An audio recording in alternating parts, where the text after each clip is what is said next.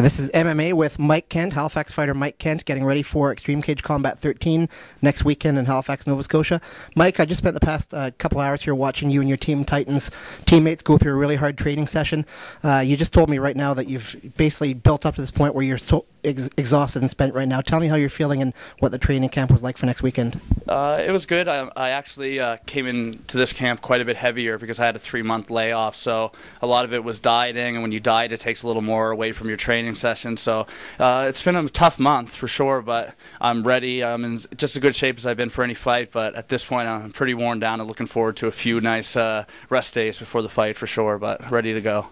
You're probably just happy that you can even get back in the cage these days, considering what's happened to you in the past few months, right? Yeah, I mean, I thought I had a little bit of concussion problems. I think there was a few other things with the spinal taps and stuff that were brought on, but I went to a few neurologists, a couple of concussion specialists, and I got the clear to go. I'm in no, obviously once you have concussions, there's the chance to get more, or it's easier to get them, but they said that I'm at no risk to fight, and I mean, it's just like anybody else getting in there, you know there's risks, but I'm, yeah, clean bill of health, so I'm excited to get in there for sure. I think a lot of fans of Canadian MMA were really relieved when they heard that. They were disappointed, first of all, when they heard you might be retiring, and pretty happy when you're getting back in. Yeah, I think like I went to see my family doctor, and I went to see the doctors that were in the hospital, and they were pretty adamant that I wasn't going to fight again, but I think that was jumping the gun because we weren't quite sure, and it was actually brought on by a mild concussion, they said, and then brought on by a spinal tap they did, and then there was a leak from the spinal tap, so it was a number of, it was 3 things that all lead to headaches and all lead to dizziness, kind of pyramided onto each other, so it kind of snowballed, but yeah, I was going to retire and hang it up, and I got the go ahead, and I love to do it. So I mean, I'd do this every week if they'd let me fight every week. So I'm pretty excited. So have you closed down shop in Yarmouth and moved to Halifax full time? Yeah, I think we're going to open back up the gym in March. But Yarmouth's a fishing village, and all the communities around there are fishing, and about 85% of our business was fishermen. So they're gone away 2 to 3 months in the wintertime. So financially, it didn't make sense to stay open. But if the interest is still there, we got a pretty good base of clientele there now. That I think we're going to give it another try this spring, or coming up. So, in addition to being a fighter, you're also the husband or the boyfriend of a fighter, or a fighter-to-be. Tell us a little bit about your girlfriend, Jeanette, and what she's planning on doing. She's, ever since I opened the gym in Yarmouth, she did kickboxing with me. We wrestled around a little bit and stuff like that. But she's actually pretty good at Muay Thai, and the Cubicles to the Cage show came up with Peter that they're going to have at our gym. So she mentioned it a few times and kind of hinted that she wanted to give it a shot. And I said, geez, you know, like, you should try out if you're serious about it. But I've already given her a warning. If you sign up for the show, you commit to do it. It's your year, and you're going to actually get in there and fight at the end of it. You're not going to be one of the guys that does 15 push-ups and then throws up in a can and leaves. I said you're committed to it, and she's into it. She's committed, and I think she's going to make out good. So in a year's time, we'll have, I guess, 2 fighters in the family. Yeah. So for the viewers on MMA who might not know what Cubicle to the Cage is, just give us a quick rundown.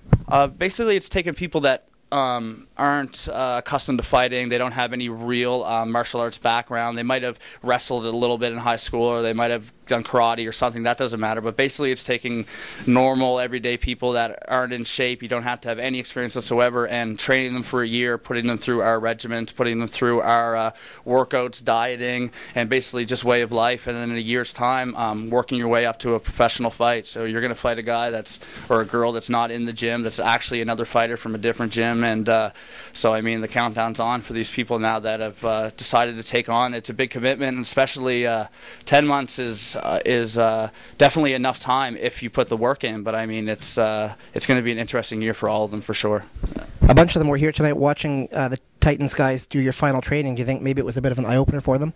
Yeah, I think that, I mean, you can watch the UFC or fights on TV, or you can watch training, and you're not going to get the real grasp of it until you actually get in there and do it. I mean, you can watch someone throw kicks on pads, and it looks like it could just be a walk in the park, but I think they have a much better respect for it now that they went through their tryouts, and to see us do it and to see us in the shape we are now, ready for fights, might be an eye-opener, but I think they know what they're getting themselves into, but until you actually string together a week or 2 weeks or 8-week training camp, you don't have really any idea what it's like. So it still, to this point, shocks me every time I get into a fight. So it's an experience for sure.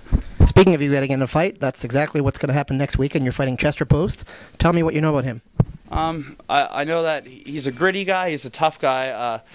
He's fought all the guys that I want to fight. I lobby and I rally for fights from everybody in the country.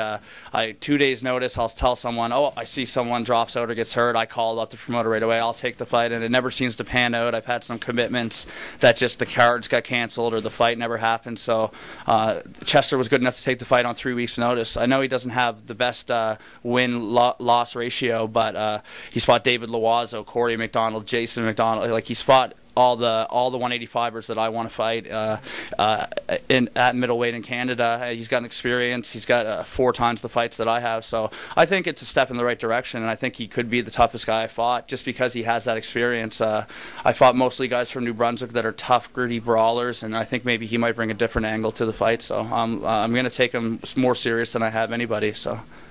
A few minutes ago, you mentioned that you started off this training camp being a lot heavier than normal. You're around 230, I think you said, because you weren't really expecting to fight in the near future. This is at a catch weight of 195. Where ultimately do you feel you're going to dial down to it and make your living at? I considered 170 for a long time, but I just think it would be just way too draining to still be able to. I think I could make the weight, but I think the weeks leading up to it, my camp would suffer so much that I don't think realistically. I think I'm going to try to put on a little more muscle. Obviously, I still have to lose. I walk around 215 in shape, and I cut the last 2 or 3 weeks of the fight. I normally cut like 20 pounds or 15 pounds the week of. So I'm a fair-sized middleweight, 6'1". So I think if I put on a little more strength and conditioning, 185 would be my home. I hope. Maybe one day 170, but I'd have to walk around well under, obviously, 200 pounds, and right now I'm not there. So, yeah. Okay, let's finish off the interview. Maybe you want to take a minute and just talk about anybody you want to thank, any sponsors, family, friends? Yeah, I'd like to thank McNeil Motors. They're a big sponsor of mine. Dungeon Sportswear. Obviously, all my teammates. Titans is the whole reason I'm able to fight, the whole reason that I get in shape. I mean, Peter, I believe we got the best in the business for coaches and trainers. And, I mean, they put the time into us because we give them our time. And I'd just like to thank, obviously, my family. They give me the time to do it. So, I mean, there's a long list of people to thank. So, and they'll get their thanks after the fight, and we'll celebrate together with a win. Great. Thanks a lot, Mike. Appreciate it. Good luck next weekend. Good work.